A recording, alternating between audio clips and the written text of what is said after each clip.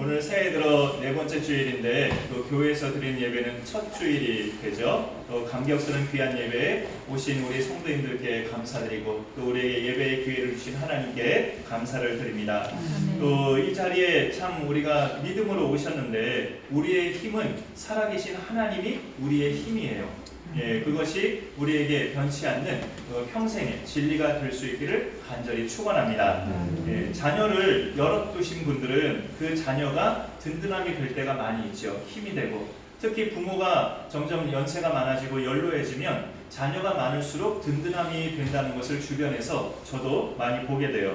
그런데 인간 세상의 모든 것은 다 복불복이 있더라고요. 어떤 때는 복이 되지만 어떤 때는 불복인 경우가 있어요. 자녀가 예를 들어서 많은 경우도 어떤 때는 정말 복이 되는데 그런데 그 자녀가 자꾸 사고를 치거나 또 문제를 일으키면 그게 오히려 복이 되는 경우가 아니고 오히려 문제가 되고 화가 되는 경우도 있죠.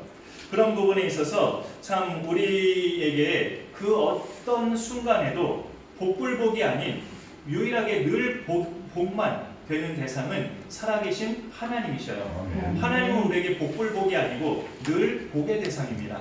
그래서 우리의 힘은 하나님으로 인하여 기뻐하는 겁니다. 오늘 느헤미야 8장 말씀 중에 10절 제일 끝자락에 보면은 여호와로 인하여 기뻐하는 것이 너희의 힘이니라 라는 말씀이 있죠. 그걸 그대로 오늘 말씀의 제목으로 그렇게 정했습니다. 여호와로 기뻐하는 것이 우리의 힘. 이렇게 우리가 말씀을 받을 때 참 이런 말씀을 받으면 은혜가 되기도 하지만 또 이렇게 우리의 삶의 현실을 보면 참 이렇게 말씀이 때로는 와닿지 않을 때도 많이 있죠. 이 말씀과 비슷한 고백을 했던 선지자가 종종 인용했지만 하박국 선지자의 그 고백이었어요. 하박국서에 오늘은 이제 종종 봤던 말씀 말고 그야말로 제일 마지막 절에 있는 말씀이 있는데 그거를 한번 우리가 추가 말씀으로 먼저 한번 보겠습니다. 네, 저 말씀 한번 우리 처음 오늘 하나 저렇게 추가 말씀 정했는데 같이 한번 읽어주시죠. 시작. 주 여호와는 나의 힘이시라. 나의 발을 사슴과 같게 하사 나를 나의 높은 곳으로 다니게 하시리로다. 오늘 느헤미야 말씀에도 여호와를 기뻐하는 것이 너의 힘이라고 그렇게 느헤미야가 외치고 있는데 여기 하박국 선지자의 고백도 주 여호와는 나의 힘이시라고 그렇게 고백을 하고 있죠.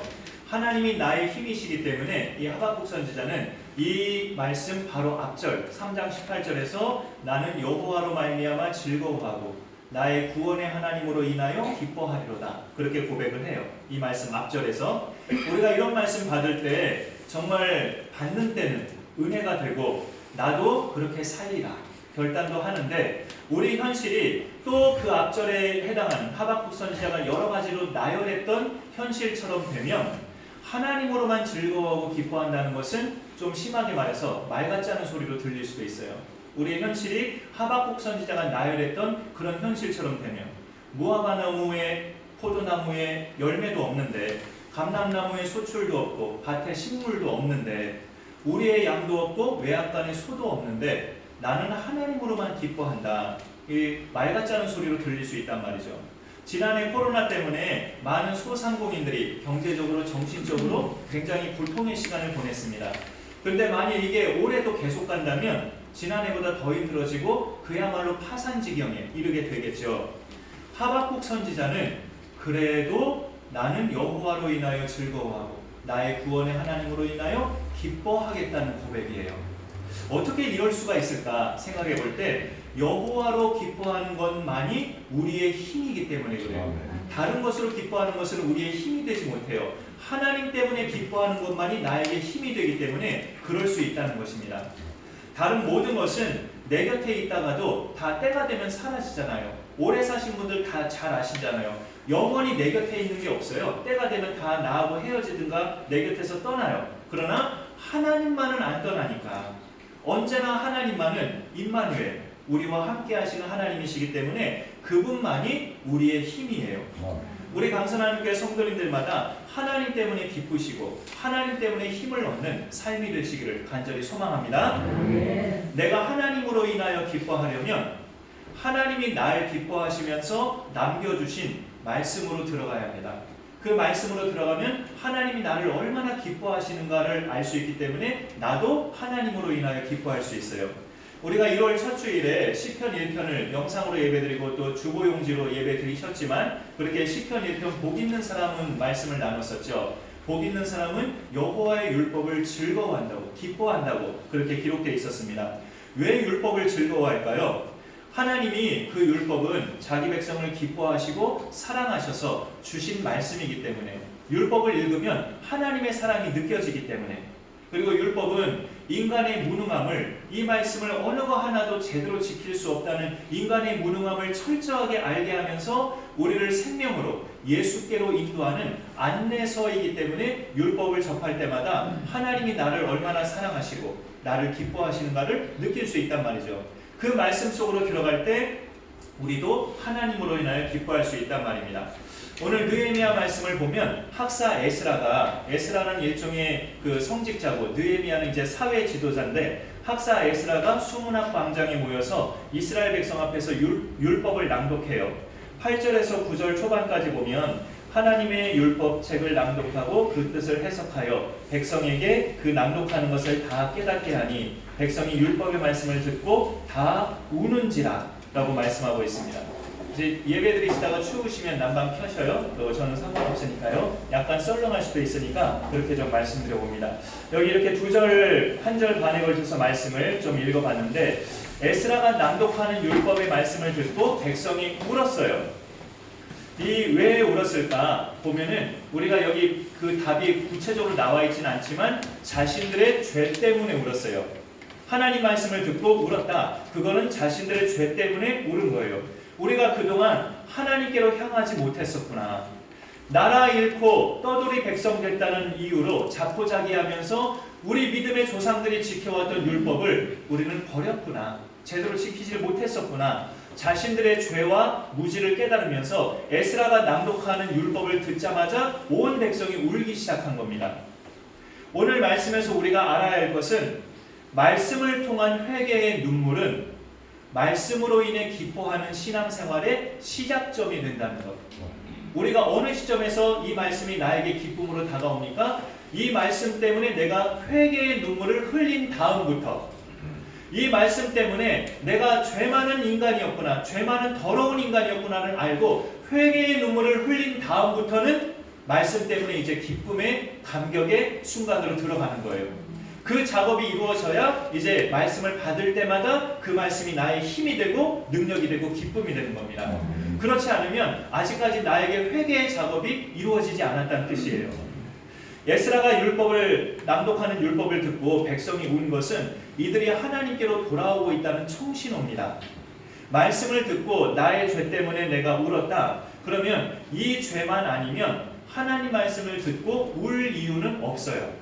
죄 때문에 우는 거지. 물론 사람이 감격스러운 순간에도 눈물을 흘려요. 감격스럽기 때문에. 그러나 오늘 말씀은 감격스러워서 흘린 눈물이라기보다 9절 후반에 보시면 오늘은 너희 하나님 여호와의 성일이니 슬퍼하지 말며라고 이렇게 당부하잖아요. 슬퍼하지 말며 울지 말라. 이들이 우는 것은 슬퍼서 우는 거예요. 감격스러워서 우는 게 아니라. 왜 슬프냐? 자신들의 죄 때문에 슬퍼서 우는 겁니다. 죄만 아니면 하나님 말씀을 들을 때마다 슬플 이유가 없어요. 오히려 기뻐하죠. 이 세상에서 하나님만큼 날 사랑하는 대상이 없구나. 말씀을 들을 때마다 우리가 그걸 느낄 수 있거든요. 참으로 부족한 내가 하나님 앞에서는 정말 소중한 자녀구나. 여전히 넘어지는 순간이 많은데도 예수님의 피로 나를 씻어주셔서 나를 하나님의 거룩한 자녀 되게 하셨구나. 하나님 말씀 들을 때마다 우리는 이런 사실들을 발견하기 때문에 슬플 이유가 없어요. 기뻐하게 되죠. 근데 말씀을 들을 때 슬프다. 그건 죄 때문에 이제 그 회개를 토해내는 과정인 거죠. 하나님이 우리에게 주신 성경은 우리를 너무나 기뻐하시는 하나님의 마음이 담겨있는 책이에요. 여러분 이런 체험을 해보셨을 수도 있는데 누가 나한테 편지나 카톡을 긴 문장으로 보냈는데 내용을 읽어보니까 그 상대가 나를 너무나 사랑하는 것 같고 나를 너무나 좋아하는 것 같아요. 그럼 나도 기쁘잖아요. 우리가 하나님으로 기뻐하려면 그분이 우리에게 주신 편지, 말씀 속으로 자꾸 들어가야 합니다. 그 말씀 속에서 하나님이 나를 얼마나 기뻐하시는지를 알 수 있기 때문에 말씀으로 들어가는 방법은 평소에 꾸준한 성경 읽기도 당연히 필요한 방법이지만 좀 새삼스러운 말로 들리실지 모르겠지만 이 말씀을 같이 듣는 시간, 이 설교 시간에 우리가 말씀에 집중하는 것도 말씀 속으로 들어가는 가장 원초적이고 1단계 방법이에요. 이것이 안 되면 말씀 읽기나 뭐 묵상이나 성경 쓰기, 뭐 암송 이 뒤에 것들은 다 흐트러질 수 있습니다. 제일 중요한 이 시간, 말씀을 듣는 시간에 내가 말씀 속으로 들어가는 것이 이 첫 단추를 우리가 잘할 때 우리가 하나님 말씀 속으로 잘 들어가는 삶을 살 수 있죠.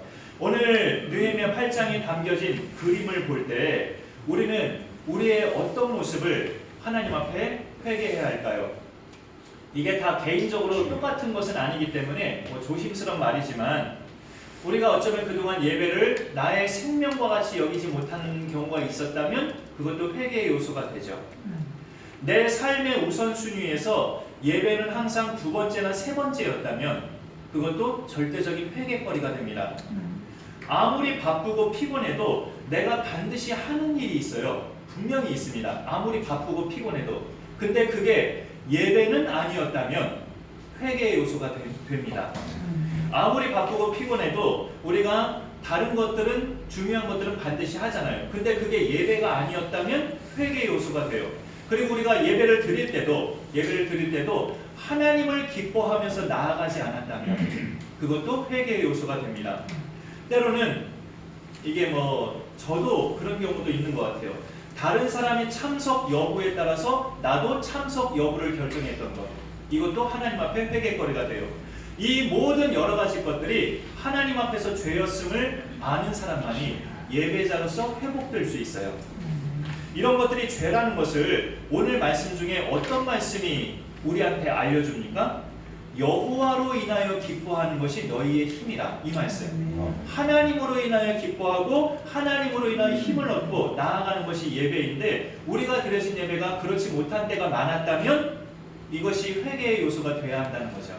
하나님으로 인해 기뻐해야 되는데 그렇지 못하는 것은 예배 드리는 순간에 내 마음에 뭔가 제동이 걸렸기 때문에 하나님께 집중이 안 돼서 그렇습니다.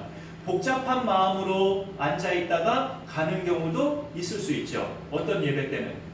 예를 들어서 우리가 뭐 이렇게 개인적으로 내가 아끼는 사람들이 있잖아요. 성도님들, 지체들 가운데 마땅히 오늘 와야 할 대상으로 내가 생각했는데 그가 오지 않았을 때 내 머릿속에는 계속 그 사람을 생각하는 거예요. 왜 안 왔어 오늘? 왜 안 온 거야? 하면서 짜증이 나고 내 머릿속에 그 사람을 막 생각해요. 하나님께 집중이 안 돼요. 그런 경우를 예를 들어서 또 모든 여러 가지 경우들이 우리 마음에 제동을 걸리게 하는 것들이 많이 있습니다. 예배 시간에. 그러면 예배 드리는 시간 동안 내 마음은 하나님으로 기뻐하는 것이 되지 않아요. 우리가 지체들과 함께 이런 예배를 드리는 날마다 조금이라도 그런 상황이 발생하면 하나님께 기도하면서 내 마음을 자꾸 추스르고 내 모든 죄를 용서하신 예수님 붙잡고 자꾸 하나님께 나아가야 합니다. 이런 내 죄까지 예수님은 다 그 피로 용서하셨는데 내가 지금 뭐 하고 있는 건가?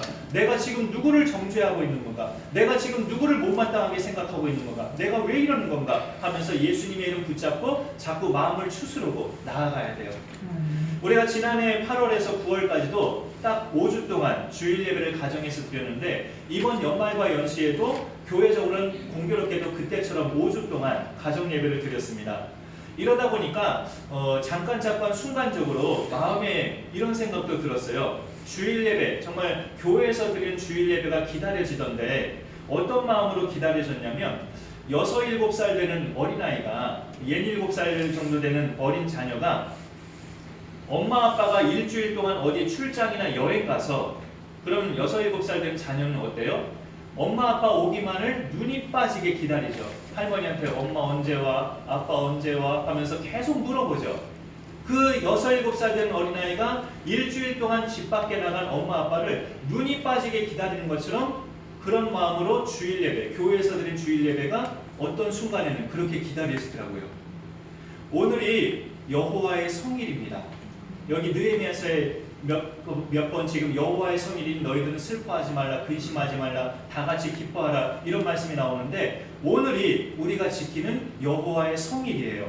구약시대의 여호와의 성일은 안식일이었죠. 안식일을 포함해서 매월 첫날, 그래서 첫 그 열매를 하나님 앞에 매달 첫날에는 그렇게 드렸었고, 또 새해 첫날 그때도 하나님의 성일로, 구약 시대에는 여러 날을 성일로 지켰는데 가장 대표적인 성일은 일주일에 한 번씩 돌아오는 안식일을 지켰어요. 오늘날 예수 믿는 우리에게 성일은 이 주일이에요. 왜냐하면 예수님이 안식일의 주인이시기 때문에 그렇습니다. 안식일의 주인이신 예수께서 사망 권세를 이기시고 부활하셨기 때문에 이날에 우리가 이 주일을 성일로 이제 지키고 있죠. 여호와의 성일에 보면 오늘 말씀에 어떻게 하라고 되어 있습니까? 이미 지나가는 말로 좀 드리긴 했는데 10절 후반에 보면 이날은 하고 그 중후반쯤에 보이시죠? 10절에 이날은 우리 주의 성일이니 근심하지 말라 여호와로 인하여 기뻐하는 것이 너희의 힘이니라 라고 말씀하고 있고요. 그 같은 10절 초반에 보시면 느헤미야가 또 그들에게 이르기를 너희는 가서 살찐 것을 먹고 단 것을 마시되, 그 다음에 보시면 준비하지 못한 자에게는 나눠주라 라는 말이 있어요. 이 날은 다 같이 기뻐해야 될 날이니 경제적으로 또는 시간적으로 여의치 않아서 미처 음식물을 준비하지 못하고 모인 자들도 소외되지 않도록 가져온 사람들이 다 넉넉하게 나누어 주라고, 그래서 다 같이 기뻐하라고, 그게 여호와의 성일이라고 그렇게 알려주는 거예요. 여러분, 우리 집에는 아직도 짐들이 그대로 있고 나를 근심하게 만드는 환경이 하나도 달라진 것 없지만 하나님의 성일로 모이는 이날에는 그런 근심 내려놓고 하나님으로 인하여 기뻐하라고 말씀하고 있는 거예요. 우리 예수 믿는 사람들이 흔히 사람들이 모두가 흔히 경험하는 것 중에 지겨움과 식상함이라는 게 있어요. 근데 우리 예수 믿는 사람들은 그런 것들을 떨쳐버리는 훈련도 필요합니다. 왜냐하면 하나님은 늘 새로운 은혜를 주시는 하나님이시기 때문에. 사람들이 어떤 때에 지겨움과 식상함을 느낄까요? 똑같은 것이 계속 반복될 때예요. 똑같은 것이 계속 반복될 때. 요즘은 코로나 때문에 뷔페 식당이 영업을 잘 못하죠. 예전에 집안 식구 중에 한 명이 생일이면 그렇게 뷔페에 가서 함께 가족끼리 식사를 해본 적도 있었는데요. 한 번은 거기 직원들이 식사하는 장면을 본 적이 있어요. 뷔페 식당에서. 한창 바쁜 점심때가 지난 시간이어서 이제 한적할 즈음에 직원들이 하나씩 접시를 들고 이제 음식을 담더라고요. 뭘 담나 한번 봤어요. 봤더니 보통 손님들이 집는 특별한 음식을 하나도 안 집어요. 흰밥에 김치, 시금치, 미역국 이런 것들만 집어요. 된장국. 아주 전형적인 한국 음식만 집어요. 왜 그렇겠습니까? 늘 보는 음식이고 늘 접하는 음식이기 때문에 그 직원들한테는 지겨운 거예요. 그들에게 지겹지 않은 것은 전형적으로 주식인 것만 지겹지가 않은 거죠. 우리 신앙생활에서 나도 모르게 그렇게 느끼는 것이 예배가 아닐까 싶어요. 지겨워지는 것, 식상해지는 것.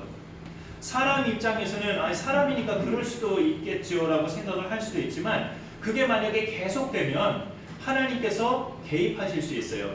그게 뭐 꼭 개입이라는 게 징벌이라는 것은 아니지만 하나님을 믿는 모든 사람들은 모든 발생하는 일들이 우연이 아니라는 것을 믿죠. 하나님의 섭리라고 믿잖아요. 코로나는 더더욱 마찬가지예요. 성경에 나오는 모든 재앙을 보세요. 하나님과 상관없는 재앙이 하나도 없어요. 다 하나님과 상관이 있죠. 그래서 코로나도 우리 믿음의 사람들은 그렇게 받아들이는데 이것 때문에 우리가 정말 교회 역사 사상 처음 어찌 보면 비대면 예배라는 것까지 이렇게 드리면서 나아가고 있었죠. 그런데 이게 어쩌면 하나님이 원하시는 방법이었겠구나라는 생각도 들어요. 내가 너희를 보니 매주일 교회에서 예배드리는 것에 대해 식상함을 느끼는 사람들이 이제 많다. 우리 교회가 아니라 한국교회 전체를 볼 때요. 식상함으로 이렇게 예배에 오는 사람들이 너무나 많은 것 같다. 그래, 내가 좀 전환시켜 줄게. 한동안 집에서 가족끼리 예배 드려봐.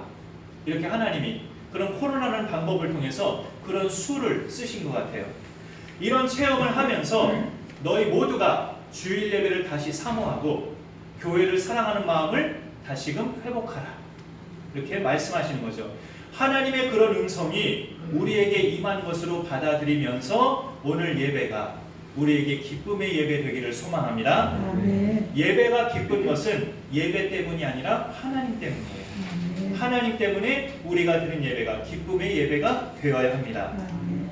느헤미야 시대의 이스라엘의 상황은 이미 나라 잃고 주권을 잃은 지 오랜 세월 된 때예요. 다시금 이스라엘 나라가 세워진 것은 이게 참 기가 막힌 건데요. 세계 민족 중에 유대인만큼 이런 나라 민족이 없죠. 1948년 우리 대한민국이 건국되던 그 1948년에 이르러서야 현대 이스라엘로 다시 회복이 되고 나라가 세워집니다. 언제 망했느냐? 주님 오시기 전 586년에 바벨론에게 그나마 남아있던 유다 왕국이 주전 586년에 바벨론에게 망하고 나서 언제 다시 그 나라가 세워지느냐? 주후 1948년. 우리나라는 일제강점기가 불과 36년이었는데 이 유대인들은 무려 2500년 만에 나라가 주권을 회복한 거예요. 굉장하죠? 기가 막히죠? 엄청난 세월을 유대인들은 나라 없이 세계 곳곳에 뿔뿔이 흩어져 민족으로만 그렇게 살아왔는데 그 긴 세월 동안의 느헤미야 시대는 이제 초반에 불과해요. 초반에. 이때도 이미 나라가 망한 지는 100년이 훨씬 넘은 때예요. 그런데 2500년이라는 긴 세월을 보면 느헤미야 시대는 나라가 망한 지 초반에 불과한 시대죠. 이런 암울한 시대를 보내고 있는 이스라엘 백성에게 하나님이 주신 은혜의 말씀은 너희는 나로 인하여 기뻐하라는 것. 나로 인하여 기뻐할 수 있다. 나로 인하여 기뻐하는 것만이 너희의 힘이다. 나라 잃고 주권 잃고 바벨론 타국 땅의 포로민으로 비참하게 살아가고 있는 그런 너희가 나로 인하여 힘을 얻는 것만이 너희의 힘이니 내 말씀을 듣고 내 율법을 받고 나로 인하여 힘을 얻으라. 하나님이 그 백성에게 주시는 말씀이죠. 그로 인해서 이제 느헤미야 시대에는 이제 어느 상황으로까지 이제 회복이 이미 된 때이기도 해요. 사실은 무슨 회복이냐? 포로 귀환. 1차, 2차, 3차에 걸쳐서 이미 상당수가 바벨론 바사 땅에서 다시 고국 땅으로 귀환한 쯤 이후가 느헤미야 시대예요. 그렇게 하나님은 부분적으로 이스라엘 백성이 가시적인 위로를 주시면서 너희는 나로 인하여 기뻐하라고 그렇게 말씀하고 있습니다. 여러분 이걸 혹시 느끼시나요? 인간 세상은 다 만족스럽진 않아도 부분적으로 만족할 수는 있도록 부분적으로는 만족할 수 있도록 하나님이 몇 가지는 우리에게 부어주셔요. 비록 나라의 주권을 회복한 건 아니지만 이 유대인들은 하나님이 그 백성을 위로하시고 고국 땅으로 3차에 걸쳐서 돌아오게 하시고 무너진 예루살렘 성벽을 불과 52일 만에 재건하게 하시고 하나님의 율법을 에스라가 낭독해서 듣게 하시고 여호와의 성의를 기쁨으로 지키게 하셨어요. 이런 부분을 볼 때 참 우리의 만족은 환경이나 나라가 또는 위정자가 좋게 바뀌어지는 것이 우리의 만족이 아니라 하나님이 우리의 만족이라는 것을 다시 한번 깨닫게 됩니다. 그런데요, 우리더러 마냥 하나님으로만 기뻐하라고 말한다면 힘들 수 있어요. 우리가 사람이기 때문에. 하나님은 어떻게 하면서 나로 인하여 기뻐하라고 말씀하시냐면 몇 가지 면에서는 우리에게 실질적인 만족을 주셔요. 몇 가지 부분에서는 그렇게 실질적인 만족을 만들어 주시면서 말씀으로는 너희는 나로 인하여 기뻐하라고 말씀하시는 거예요. 그러면 할 수 있어요. 몇 가지 면에서 우리에게 채워주시고 우리더러 너희는 나만 바라라고 말씀하신다면 할 수 있단 말이죠. 아무것도 안 주시고 너희는 그저 나만 바라봐라 나로 인해 만족하라면 우리가 힘들 수 있지만 그래도 몇 가지를 주시면서 너희는 나로 인해 만족하라 하시면 할 수 있단 말이죠. 느헤미야 시대의 이스라엘 백성을 그렇게 해주신 것처럼 사실은 하박국 선지자의 고백처럼 모든 게 다 없어도 나는 여호와로 인하여 즐거워하고 기뻐하겠다는 그 고백이 사실은 진짜 믿음이에요. 그게 진짜 믿음이라고요. 그러나 하나님은 실제로 그렇게 하진 않으셔요. 그렇게 우리를 빡빡하게 하지는 않으신단 말이죠. 근데 여러분이 질문하실 수도 있어요. 아니 욥기를 보면 욥은 그렇게도 하셨던데요? 라고 말하실 수도 있습니다. 욥이 한순간에 집과 재산, 자녀 다 잃어버렸잖아요. 욥을 보면 하나님이 그렇게 극단적인 고난을 우리한테 주시기도 하는 거 아닌가요? 라고 말할 수도 있지만 그거는 하나님의 허락하에 사탄이 저지른 일이죠. 사탄이 욥을 시기해서 저지른 일이지 하나님은 욥을 어떻게 해주셨습니까? 결론에 가보면 갑절의 복을 주셨죠. 욥에게 갑절의 복을 주셨어요. 하나님으로 인하여 기뻐하는 것이 우리의 힘이지만 하나님은 우리의 환경을 어느 정도는 지켜주시면서 그렇게 우리가 숨쉬고 살아갈 수 있게 해주십니다. 우리 주변의 여러 가정들을 보면 우리 가정들을 다 포함해서요. 아무리 힘들고 어려운 때에도 하나님께서 지켜주시는 것들이 분명히 있어요. 단기적으로든 장기적으로든. 어느 가정은 집안 식구들이 건강이 다 안 좋은데 물질의 복은 넉넉하게 받은 가정들이 있어요.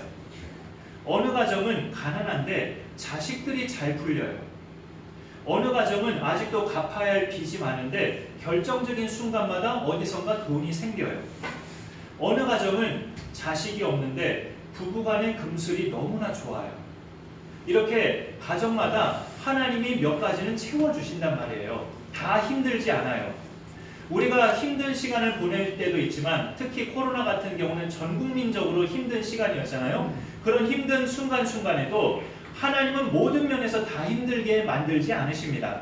몇 가지는 잘 또 풀리게 하셔서 풍족하게도 때로는 하셔서 우리가 숨쉬고 살아갈 수 있게 해주셔요. 그러니 우리는 모든 불안 떨칠 수 있고 하나님으로 기뻐할 수 있습니다. 우리 환경을 그렇게 가꾸어 주시는 하나님으로 인하여 기뻐하는 것이 우리의 힘이에요. 이것을 지속하려면, 늘 하나님으로 기뻐하는 그런 삶을 지속하려면 하나님을 드높이는 예배와 신앙생활이 잘 가야 합니다. 끝까지 잘 가야 하는데 끝까지 잘 가는 비결은 우리가 말씀 섭취예요. 말씀 섭취로 끝까지 잘 갈 수 있어요. 우리의 신앙생활이 기분에 따라 좌우되지 않고 정말 단단한 바위처럼 꾸준하게 가려면 그 비결은 말씀 섭취입니다. 하나님이 우리를 기뻐하시면서 우리에게 남겨주신 성경으로 날마다 들어가시길 바랍니다.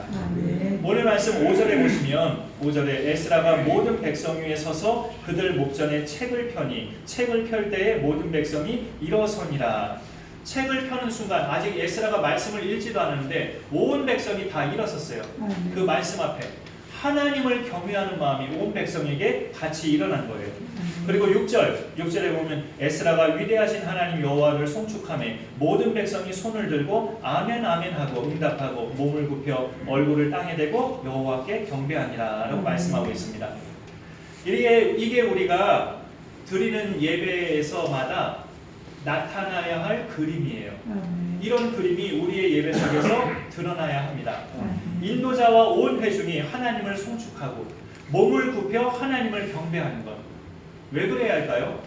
천지를 그저 말씀으로만 다 지으신 그 능력의 하나님께서 나 같은 미물의 예배를 받으시다니, 그 능력의 하나님께서 6일까지 모든 것을 말씀으로만 지으셨던 그 전능자 하나님이 나 같은 사람의 예배를 받으시다니, 그걸 생각하면 우리는 마땅히 몸을 굽혀 여호와 하나님을 경배하는 그런 그림의 예배가 되어야 합니다.